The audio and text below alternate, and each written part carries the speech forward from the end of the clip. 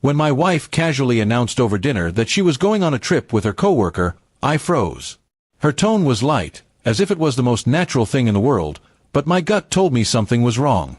She didn't ask, she declared it, with a half-smile like she had already made the decision without me.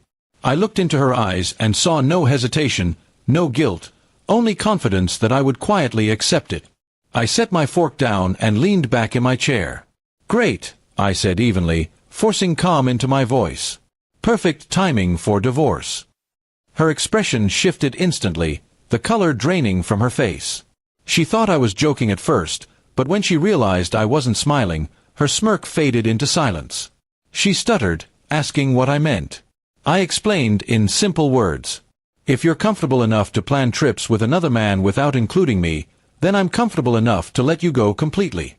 Marriage is supposed to be a partnership, not a game where you disappear with your coworker while I sit home waiting." Her defenses shot up immediately. She claimed it was for work, that I was overreacting. But her story didn't add up. No email, no official notice, no explanation that made sense. Just vague words and nervous eyes. I had been noticing the late texts, the long phone calls, the unexplained absences. This trip was simply the final confirmation. I told her I wasn't going to argue or chase explanations. Trust, once broken, rarely returns the same. She raised her voice, insisting that I was ending things without giving her a chance to explain.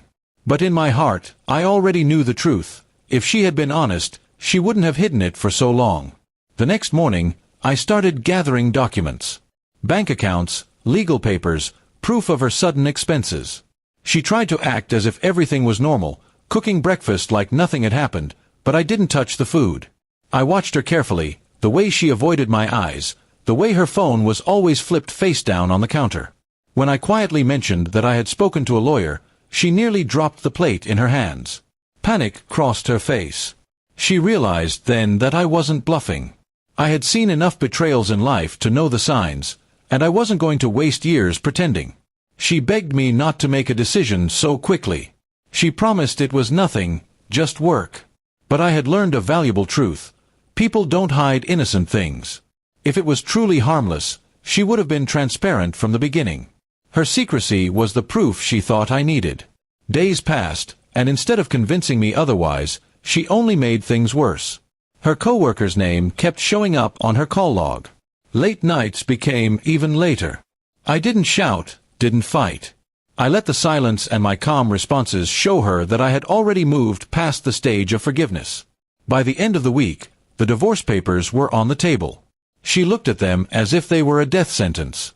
She cried, asked if we could go to counseling, said she would cancel the trip. But I told her the damage was already done. If she had to think twice about loyalty, then she was never truly committed. Her tears didn't sway me. In fact, they only revealed the regret of being caught, not genuine remorse. I packed her suitcase and placed it by the door, the same way she had planned to leave for her trip. Only now, the destination was different.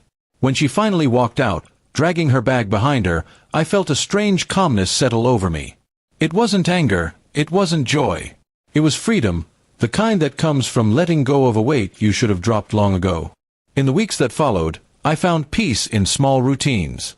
No more suspicious phone calls, no more lies hidden in excuses.